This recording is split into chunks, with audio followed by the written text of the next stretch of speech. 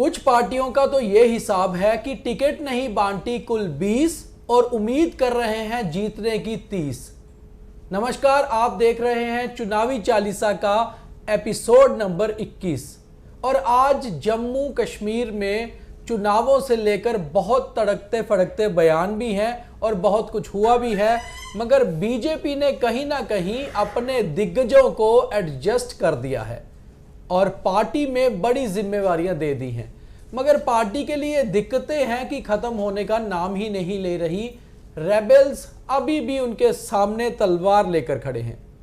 वहीं दूसरी ओर कांग्रेस चुनाव लड़ भी रही है या नहीं, इसकी भी बात करेंगे और साथ ही बात करेंगे कि मियां अल्ताफ क्यों नेशनल कॉन्फ्रेंस के ऊपर ही भड़क गए, महबूबा मुफ्ती और इंजीनियर रशीद की पार्टी में कैसे तन गई और गुलाम नबी आज़ाद क्या सेहत से अब ठीक हो गए हैं, ये सब बातें करेंगे। मेरा नाम है दीपक खजूरिया, मेरे साथ मेरे सहयोगी पवन शर्मा। और सबसे पहले बीजेपी ने अपने जिन जिन दिग्गजों की टिकट काटी थी उनको सबको पार्टी में बड़ी जिम्मेवारियां देकर एडजस्ट कर दिया है। यही खासियत है इस सैफरन पार्टी की कि अपने नेताओं को कैसे एडजस्ट करना है, कैसे मनाना है, बखूबी जानते हैं। तो पवन जी, सत शर्मा ऑफिशिएटिंग प्रेसिडेंट बना दिए गए, doctor Nirmal Singh campaign committee के हेड हो गए, कैंपेन कमेटी के वाइस हेड बना दिया गया सुखनंदन चौधरी जी को, और कविंदर गुप्ता जी जिनकी 2 ही दिन पहले टिकट काटी है उनको आखिरकार बना दिया गया कि अरेंजमेंट्स जो कैंपेन के होने हैं उसका हेड। तो एडजस्ट कर दिया अपने बड़े नेताओं को, आपको लगता है, और संतुष्ट हो गए हैं सभी? देखिए, उम्र के इस पड़ाव में जब नेता पहुंच जाता है तो पार्टी जो संगठन फैसला लेता है जी, उसके विपरीत जाके भी कुछ नहीं मिल पाता। आप पार्टी ने जिस ढंग से इनको एडजस्ट किया है, ये एक बड़ी उपलब्धि है, ये सम्मान है पुराने नेताओं का। जी, देखिए, जम्मू कश्मीर चुनाव प्रचार समिति का अध्यक्ष doctor Nirmal Singh, vice president Kavinder Gupta, management committee Kavinder Gupta, Chaudhary Sukhnandan और सत शर्मा को वर्किंग प्रेसिडेंट। मुझे लगता है सत शर्मा को जो जिम्मेवारी दी गई है वो बड़ी हो सकती है, वो आगे कंफर्म वापस प्रेसिडेंट भी आ सकते हैं। बिल्कुल, रविंद्र रैना के बाद वो आ सकते हैं। तो ये बड़ी जिम्मेवारी जो सौंपी गई है, ये नाराजगी दूर करने के लिए बहुत ज़्यादा है। सब लोग खुश थे, मैं गया था पार्टी ऑफिस, सत शर्मा खुश थे, लोग हाथ डाल रहे हैं, निर्मल सिंह हाथ डाल रहे हैं, चुनियाँ डल रही हैं, खुश थे। तो यही खासियत है बीजेपी की। मगर बीजेपी की जो खासियत है वो एक और भी है कि वो उस पार्टी में इतने ज़्यादा कैंडिडेट हैं कि कहीं ना कहीं नाराज़गी निकल ही आती है। एक और दिग्गज अब रूठ गए हैं और ये दिग्गज हैं पवन खजूरिया। बहुत लंबे समय से पवन खजूरिया बीजेपी के साथ जुड़े हुए हैं। मुझे लगता है करीबन उनकी उम्र अब 55 या 60 के बीच होगी, और जब वो 20 वर्ष के थे तब से एबीवीपी में जुड़े हुए हैं। 30-35 साल का लंबा करियर। और इस बार एक छोटी सी बात है, आज उनका एक बयान उधमपुर से आया और उन्होंने कहा कि पार्टी ने उनको ये कहा, ये बहुत बचकाना से बयान लगता है, कि पार्टी ने उनसे कहा कि अगर दूसरे कैंडिडेट को टिकट नहीं दी तो वो इंडिपेंडेंट खड़ा हो जाएगा, इसलिए आपकी टिकट काट रहे हैं। मगर अगर वो इंडिपेंडेंट खड़े हो जाते हैं पवन जी, क्योंकि उन्होंने ऐलान कर दिया है कि परसों नहीं उसके साथ पैलेस में पवन खजूरिया के साथ एक और हैं, परीक्षित मनास भी आ गए। परीक्षित मनास, वो जो पहले पैंथर पार्टी में थे, अब बीजेपी में हैं और भीम सिंह जी के परिवार से है, और उन्होंने तो खुला ओपन कर दिया कि टिकट बिकी है। देखिए, परसों नंद पैलेस में उधमपुर में एक बड़ी जनसभा है जनता की, और इस जनसभा में आपने एक चीज खास तौर पे इस बार देखी होगी, इन चुनावों में जनता की सभाएं बहुत हो रही हैं, क्या छंब हो क्या उधमपुर हो। जनता की सभा में पवन खजूरिया ने साफ कह दिया, जो जनता डिसाइड करेगी वही होगा, मेरे साथ धोखा किया है पार्टी ने और पार्टी के नेताओं ने। देखिए, ऐसा लगता है, मुझे लग रहा था कटड़ा में भी विरोध होगा, लेकिन कटड़ा में रोहित दुबे ने थोड़ा सा विरोध किया, उसके बाद वो उसी पाले में चले गए। रोहित पुराने नेता नहीं है, इतनी उम्मीद भी नहीं थी, लेकिन नाम चेंज किया। लेकिन उधमपुर में पवन ने जो चैलेंज रात को किया था, और जो अब उन्होंने रखी है परसों जो अपना रैली शक्ति प्रदर्शन 11 सितंबर, वो नींद उड़ा देगा बीजेपी की, मुझे लग रहा है। और कहीं दोबारा से पवन जी वो ना हो जाए जो उधमपुर में 2014 में देखने को मिला था। ये उधमपुर का शायद इतिहास कह लें या उधमपुर की जनता की बात कह लें कि जो इंडिपेंडेंट आता है वो बीजेपी के कैंडिडेट को हरा देता है। तो पवन गुप्ता जीते थे, कहीं पवन खजूरिया इस बार पवन गुप्ता उसकी कॉन्स्टिट्यूएंसी तो नहीं है, मैं कह रहा हूं वही तो, लेकिन असर पड़ेगा। वो इसलिए पड़ेगा क्योंकि जो उधमपुर ईस्ट का इलाका है, अगर आरएस पठानिया को आप सोचोगे कि रामनगर का बहुत सा हिस्सा उसके साथ जोड़ दिया गया है तो वो उसको फायदा मिलेगा। लेकिन उसके साथ साथ जो आसपास के इलाके जहां पर पवन की पैठ थी वो भी तो ईस्ट में आए हैं। अब कश्मीर चलते हैं। कश्मीर में भी हालात कुछ अलग नजर आ रहे हैं और जैसे जैसे चुनाव पास आ रहा है कश्मीर के नेता जो हैं उनके बयान बहुत ही मतलब ज़बरदस्त बयान निकल के आ रहे हैं। मियां अल्ताफ, देखा जाए तो मियां अल्ताफ को बहुत लंबे समय से हम जानते हैं। मियां अल्ताफ बहुत सॉफ्ट पॉलिटिशियन है, कभी भी किसी के खिलाफ किसी के विरोध में बयान नहीं देते। मियां अल्ताफ ने हाल ही में एमपी बने हैं राजौरी अनंतनाग सीट से नेशनल कॉन्फ्रेंस के और बहुत ही इज्जतदार नेता हैं। इज्जतदार मैं इसलिए कह रहा हूं कि उनकी बहुत रेस्पेक्ट है, उनके कंगन एरिया में हो या राजौरी पुंछ में हो, क्योंकि बहुत सॉफ्ट स्पोकन है, किसी के साथ कभी लड़ाई झगड़ा नहीं और बहुत पुराने एक बहुत मजे हुए जो है नेता हैं। उनका आज एक ऐसा बयान आया है, कंगन से उनके बेटे की नॉमिनेशन थी जो जिसको नेशनल कॉन्फ्रेंस ने सीट दी और उन्होंने उस समय कहा, एक बयान मैंने उनका नोट भी करके रखा है, बहुत बड़ा बयान है, वो ये है कि कांग्रेस के साथ जाना नेशनल कॉन्फ्रेंस की बहुत बड़ी गलती है। और उन्होंने कहा है कि अगर इसके लिए पार्टी बुरा मानती है उनके बयान से तो उन्हें फर्क नहीं पड़ता, ये उनका निजी बयान है और उनको यानी कि नेशनल कॉन्फ्रेंस को कांग्रेस के साथ जाने से नुकसान होगा, ये भी मियां अल्ताफ ने बोला। और इससे बड़ी बात ये बोली है कि वो राजौरी पुंछ में अलायंस पार्टनर के लिए कैंपेन नहीं करेंगे। तो पवन जी, अलायंस में दिक्कत कहीं ना कहीं आएगी क्योंकि 3-4 जिले उनके एमपी जो कॉन्स्टिट्यूंसी में आते हैं। देखिए, मियां अल्ताफ का जो ये स्टेटमेंट है ना जी, ये कहीं ना कहीं कांग्रेस के लिए नुकसानदायक है। बिल्कुल नुकसान कांग्रेस को है। उन्होंने अपनी पार्टी को ये बता दिया कि आपने जो अलायंस किया है वो करना ही नहीं चाहिए था, हमें अपने दम पे इलेक्शन लड़नी चाहिए थी। जैसा कि हम पहले कहते आ रहे थे कि कांग्रेस को अपने दम पे इलेक्शन लड़नी चाहिए थी।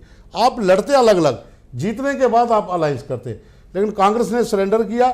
लेकिन मियां अल्ताफ को लग रहा है कि हमने इनके साथ गठबंधन करके कहीं ना कहीं कश्मीर में कुछ सीटों के ऊपर अपनी पकड़ ढीली कर दी है, क्योंकि उनका बेटा जहां पे नॉमिनेशन भर रहा है उनको उसका खतरा है। नहीं, कंगन में मुझे लगता है उनकी हिस्टोरिकल सीट है, 7 टाइम से उनकी परिवार वहां जीता रहा है।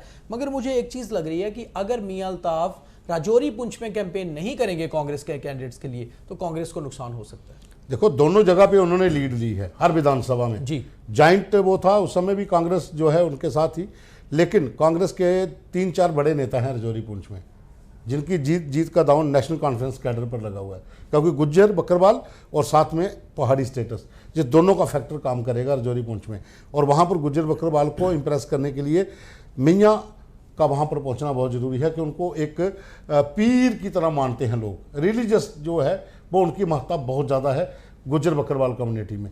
तो अगर वो कंप्लेंट वहाँ पर नहीं करते हैं तो लॉस होगा। अब वापस जम्मू आते हैं और कांग्रेस की बात जरा कर लेते हैं। मुझे लग रहा है कि कांग्रेस क्या चुनाव लड़ रही है? शायद नहीं, खास तौर पे जम्मू रीजन में। कश्मीर में उनके कैंडिडेट्स ने नॉमिनेशन भर दिए, वो प्रचार भी कर रहे हैं। जम्मू में कांग्रेस के कैंडिडेट्स ना नजर आ रहे हैं ना फाइनल हो रहे हैं और प्रचार जो कर रहे हैं छुप गुम कर, अभी तक ये भी साफ नहीं है कि उसी कैंडिडेट को टिकट मिलेगी या नहीं। और हर रोज हम कांग्रेस के 2-4 नेताओं से बात करते हैं, हर रोज वो कहते हैं आज शाम को 5 बजे सूची आएगी। वो शाम कब आएगी कांग्रेस के लिए? कहीं ऐसा ना हो सूरज ढल जाए और कांग्रेस डूब जाए। क्या लगता है? देखिए, इसमें मैं एक बात आपको क्लियर कर देता हूं। कांग्रेस की जम्मू संभाग की जो सीटें हैं ना, ये 2 बड़े नेताओं पर निर्भर करती थी, ताराचंद और रमन बल्ला। दोनों जम्मू संभाग के बड़े नेता थे जो कांग्रेस के उस पैनल में थे जो टिकटों का आवंटन करना था। लेकिन ये दोनों नेता फेल साबित हो गए आवंटन के लिए। इनको ये लगा कि शायद पार्टी हाईकमान जिस तरह से इनको खुली छूट दी थी कि आप जहां पर चाहे मर्जी, मुझे यहां तक पता है कि कांग्रेस के एक बड़े नेता ने कहा था कि रमन बल्ला के पास उनको पार्टी हाईकमान ने कहा है कि आपकी मर्जी है, आप कहीं भी। राहुल गांधी ने जम्मू में उन्हें जर्नल कहा था, उन्होंने कहा ये सोल्जर नहीं है, जर्नल है। तो जर्नल अपने सिपाहियों को ही, अपने सोल्जर को ही सेटल नहीं कर पा रहा तो कैसे आगे काम बढ़ेगा? ये बहुत मुश्किल है और ये नुकसानदेह होगा। कांग्रेस की सूची की शाम तो आ नहीं रही है, कांग्रेस की खुद की शाम ना हो जाए, क्योंकि अब तो श्यामलाल भी उनकी पार्टी से बाहर हैं, जो कभी बहुत दिग्गज नेता हुआ करते थे और जल्दी फैसले लिया करते थे। अब आगे बढ़ते हैं महबूबा मुफ्ती पे। आखिर महबूबा मुफ्ती अपनी फॉर्म में धीरे धीरे वापस आती नजर आ रही हैं। महबूबा मुफ्ती ने एक बयान दिया था और उन्होंने कहा था कि इंजीनियर रशीद की अवामी इत्तिहाद पार्टी को कौन बैक कर रहा है, उसके पीछे कौन है। इशारा उनका बीजेपी की तरफ था। मगर बीजेपी ने भी पलटवार तो नहीं किया, मगर इंजीनियर रशीद की पार्टी ने पलटवार किया। एआईपी के स्पोक्स पर्सन है फिरदौस बाबा, जो कुपवाड़ा से नॉमिनेट भी हुए हैं इंजीनियर रशीद की पार्टी से। उन्होंने आज कहा कि महबूबा मुफ्ती को ये याद रखना चाहिए कि जब बीजेपी के साथ कश्मीर से कोई नहीं जा रहा था तो उनकी पार्टी ने 2014 से सरकार बनाई थी, और आखिर वो तो सबसे नजदीक है बीजेपी की, वो इशारा हमारे ऊपर कहां कर रही हैं। तो बताइए कि अब क्या बीजेपी के नजदीक जाने की ये जंग है, इसलिए कटाक्ष हो रहा है? देखिए, महबूबा मुफ्ती जम्मू कश्मीर की पूर्व मुख्यमंत्री हैं। अगर वो कोई टारगेट करती है ना तो उनके पास एविडेंस पुख्ता होते हैं। तो उन्होंने ये बता दिया कि इंजीनियर रशीद को जो बैकअप मिल रहा है वो कहीं ना कहीं भाजपा उसके पीछे है। लेकिन अब ये उसी, आप एक बार उंगल किसी पे उठाते हो तो ये वाली जो है वो अपनी तरफ आ जाती है। आपने तो खुद भाजपा के साथ सरकार बनाई थी जब इसके साथ कोई भी कश्मीर से नहीं जा तो रहा। इंजीनियर रशीद ने वापस वही पलटवार इन पे कर दिया, क्योंकि इंजीनियर रशीद उस समय एमएलए थे जी, और उनको पता था क्या हो रहा है। तो ये गेम जो है ये कश्मीर में सेंटिमेंट्स की है, क्योंकि इंजीनियर रशीद के जो लोग खड़े होंगे, आप नोट कर लेना, ये इस बार वहां पर विधानसभा चुनावों में इनका आंकड़ा डबल फिगर में होता जाएगा। उड़ी की सीट जो कि बिल्कुल पीओ के साथ लगता है, बहुत सालों से जीतते आ रहे हैं ताज मोहिउद्दीन, और उनका मुकाबला होता था शफी उड़ी से जो नेशनल कॉन्फ्रेंस के थे। शफी उड़ी की जगह इस बार उनके बेटे मैदान में है, मगर ताज मोहिउद्दीन अभी भी चुनाव लड़ रहे हैं। वो आज़ाद पार्टी को छोड़कर कांग्रेस में आने की कोशिश में थे, मगर कांग्रेस ने टिकट नहीं दी, इंडिपेंडेंट खड़े हो गए, मगर अपनी पार्टी ने उन्हें समर्थन दे दिया। तो क्या अपनी पार्टी के समर्थन से ताज मोहिउद्दीन उड़ी में कुछ कर पाएंगे? देखिए, ताज मोहिउद्दीन बहुत पुराने नेता हैं और खास करके उड़ी के इलाके में उनका अपना एक रसूख भी है, लेकिन मोहम्मद शफी उड़ी का भी अपना वोट बैंक बहुत ज़्यादा भारी है, और उनके बेटे मैदान में है। तो इन्होंने कोशिश की थी ताज मोहिउद्दीन ने कि वो कांग्रेस से टिकट मिले, लेकिन वो मिल नहीं पाई। अब इंडिपेंडेंट कैंडिडेट हैं, अपनी पार्टी उनको सपोर्ट कर रही है, पर वो लगता नहीं है मुझे कि वो एक बार मैयार दोबारा से बन पाएगा, क्योंकि इंडिपेंडेंट खड़े होना और इतने बड़े ओहदे से आना, कैबिनेट मंत्री थे आप, अब इंडिपेंडेंट इलेक्शन लड़ोगे, आपके मुकाबले में नए नए लड़के हैं, तो वो थोड़ा सा इस बार पलटा नहीं लगेगा। तो इन सबसे आगे बढ़कर आज की जो सबसे बड़ी खबर एक शाम को आई, वो भी बहुत चौंका देने वाली थी, कि एक अच्छी खबर भी थी कि गुलाम नबी आज़ाद की सेहत शायद अब कुछ ठीक हो गई है या होने लगी है। कुछ दिन पहले उन्होंने कहा था कि उनकी सेहत ठीक नहीं, बीमार रहे, शायद 10-12 दिन में उनकी सेहत ठीक हुई है, क्योंकि गुलाम नबी आज़ाद कैंपेन करने कश्मीर पहुंच रहे हैं, देवसर में कैंपेन करेंगे, कुछ और कॉन्स्टिट्यूंसीज में करेंगे, उसके बाद चिनाब वैली भी आएंगे। मगर आज़ाद साहब का कुछ समझ नहीं आ रहा।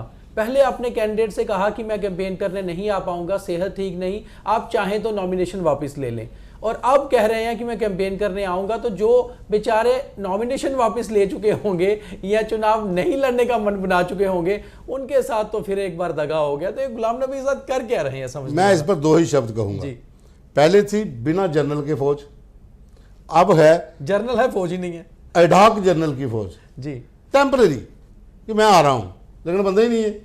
जिनको आपने कहा था कि नॉमिनेशन आपकी मर्जी है, उन्होंने भी कहा ठीक है भाई, जब जनरल ही है तो फौजी क्या लड़ेगा। 3-4 लोग बचे हैं मैदान में, देखो क्या। तो मुझे लगता है शायद गुलाम नबी आज़ाद को जम्मू जरूर आना चाहिए और अपने सबसे युवा कैंडिडेट बख्शीनगर से रहने वाले और जम्मू वेस्ट से गौरव चोपड़ा के लिए कैंपेन करें, ताकि कुछ वोट उसको जिताएं और एक मोटिवेशन गौरव चोपड़ा के लिए हो।